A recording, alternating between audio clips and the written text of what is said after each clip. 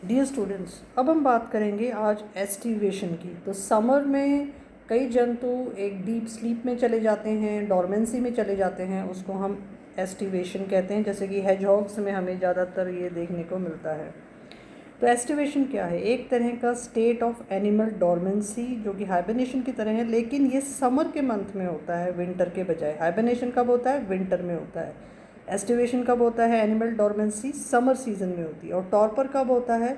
Torpor कुछ समय के लिए एक एडेप्टेशन है बॉडी की, जो कि कुछ एक दिन की भी हो सकती है, कुछ हफ्तों की भी हो सकती है, कुछ महीनों की भी हो सकती है, अनफेवरेबल कंडीशन को अवॉइड करने के लिए। एस्टिवेशन में क्या होगा? जिसमें कि इनएक्टिवेटेड रहती है बॉडी की कंडीशन, एक लोअर मेटाबॉलिक रेट रहेगा, क्योंकि बाहर का तापमान बहुत ज़्यादा हाइट है, बहुत ज़्यादा एरिड कंडीशंस हैं, बहुत ज़्यादा हीट है, बहुत ज़्यादा ड्राइनेस है बाहर, बहुत हॉट ड्राई सीज़न है, समर के मंथ्स हैं। इन वर्टिब्रेट्स और वर्टिब्रेट्स एनिमल में देखा गया है कि वो एस्टिवेशन में एंटर कर जाते हैं, क्योंकि वो अपने आप को बचाना चाहते हैं डैमेज से, जो कि हाई टेम्परेचर से होगा, हाई रिस्क ड्राइनेस से होगा, जिसको हम डेसिकेशन कहते हैं। टेरेस्ट्रियल और एक्वेटिक एनिमल्स दोनों ही एस्टिवेशन को अंडरगो करते हैं। फॉसिल रिकॉर्ड से भी पता चला है कि ये जो प्रोसेस है एस्टिवेशन का, इसका एवोल्यूशन जो है वो 100 मिलियन ईयर्स अगो पहले शुरू हुआ है। अगर हम फिज़ोलॉजिकल एस्पेक्ट्स की बात करें तो एस्टिवेशन जो है वो Fairlie light state of dormancy होता है, जिसमें कि फिज़ोलॉजिकल जो स्टेट है वापस से हम उसको रिवर्स कर सकते हैं। ऑर्गेनिज्म अपनी ओरिजिनल स्टेट में रिटर्न होकर नॉर्मल स्टेट में वापस से आ सकता है। जैसा कि एक स्नेल जो कि मोलस्का फाइलम को बिलोंग करता है, उसमें स्टडी की गई थी ओटेला लैक्टिया। तो ये जो फ़ोटो है वो ओटेला लैक्टिया की है, जो कि एक स्नेल है, प्रजाति है, जो कि पार्ट्स ऑफ यूरोप और नॉर्दर्न अफ्रीका में पाई जाती है। और ये पता चला है कि वो चले जाते हैं एस्टिवेशन में, और जैसे ही जग जाएंगे, जैसे ही कुछ आप उसमें कुछ वो नॉर्मल पानी के पास पहुंच जाएंगे, तो वैसे ही वो उस डॉर्मेंट स्टेट से वापस वेकअप स्टेट में एंटर कर जाते हैं।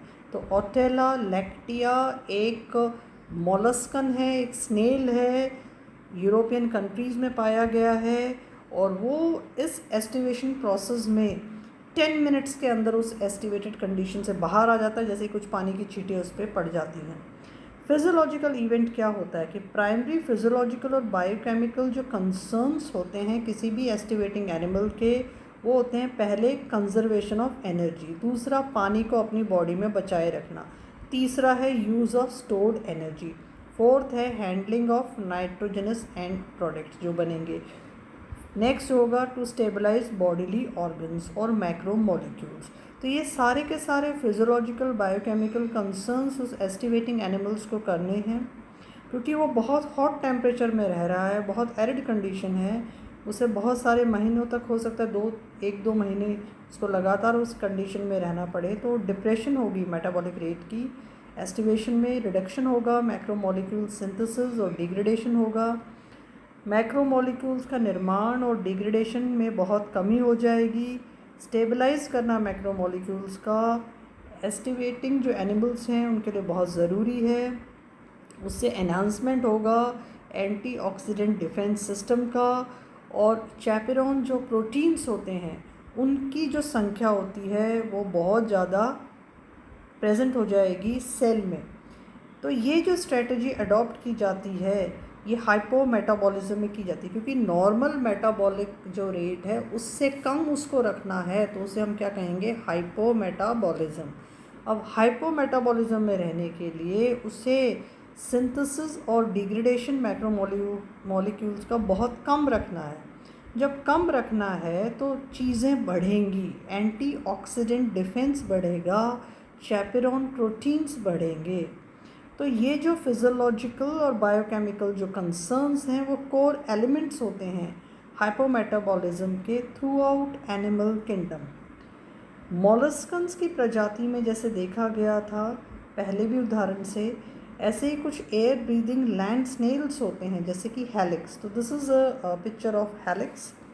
कैरिनुला, थीबा, हेलिकेला, एक्टिना, ये कॉमनली एस्टिवेटिंग स्नेल्स हैं। कुछ जो प्रजातियां हैं वो शेडेड वेजिटेशन की तरफ चली जाती हैं, कुछ जो होती हैं कुछ पेड़ों के ऊपर चढ़ जाती हैं, कुछ जो होती हैं वो ट्रीज़ के ऊपर चढ़ जाती हैं, कुछ होती हैं फेंसेस के ऊपर चढ़ जाती हैं और एस्टिवेशन में एंटर हो जाती हैं। अब ये जो हैबिट ऑफ क्लाइंबिंग जो होती है उनकी स्नेल स्पीशीज़ की, वो एक एस्टिवेशन में बहुत ज़्यादा देखने को मिली है। इस दौरान ये अपनी ओपनिंग को सील करने के लिए, वाटर लॉस को प्रिवेंट करने के लिए, ये पल्मनेट जो लैंड स्नेल्स हैं वो एक मेम्ब्रेन को वहाँ पे सिक्रीट करते हैं म्यूकस के, जिसको हम कहते हैं ईपीफ्रैगम।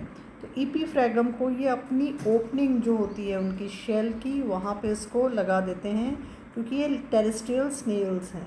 तो डेसिकेशन या वाटर कंजर्वेशन की जो मैकेनिज़्म है उसको अडॉप्ट करने के लिए हेलिक्स में भी इसको देखा गया है।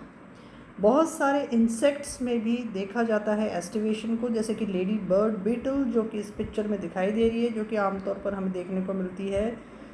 ये इसको हम कॉक्सीनेलिडी कहते हैं। तो कॉक्सीनेलिडी ये हम ज़्यादातर देखते हैं लेडी बर्ड बीटल्स को, और ये एस्टिवेशन में जाती हैं। उसी तरह से बहुत सारी प्रजातियां हैं मॉस्किटोज़ की, वो भी एस्टिवेशन में जाती हैं।